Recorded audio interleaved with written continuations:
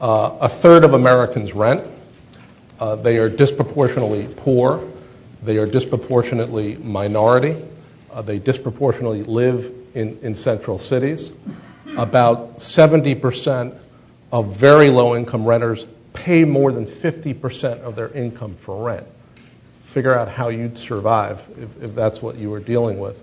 And almost half of all renters pay more than 30% of their income for rent. And that's generally the threshold we use for affordability in this country. So we have a mismatch between wages and prices for renters, and we're going to talk about how the federal government has responded. We also have a spatial mismatch between where many of these renters live and where jobs and employment and opportunity, either for families and with children or even for elderly, principally reside as our economy has decentralized and metropolitan areas have grown in their broad geography.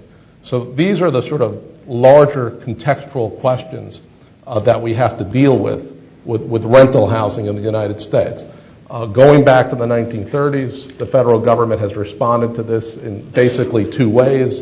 It has tried to expand the supply of affordable housing. As Ed will talk about, we have inherited a whole bunch of programs and policies going back to the New Deal, whether it's public housing, whether it's FHA insurance programs, whether it's the Section 8 new construction efforts from the 1970s, whether it's now the low-income housing tax credit. That's where the bulk of the focus has been in federal housing. But starting in the 1970s, we began to focus on tenant-based assistance, direct assistance to renters, and we now have 2 million households receiving vouchers.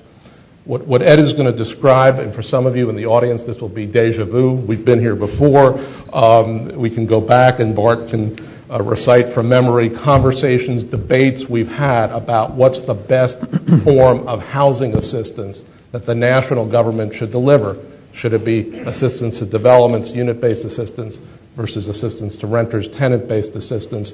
But I think a lot's at stake here.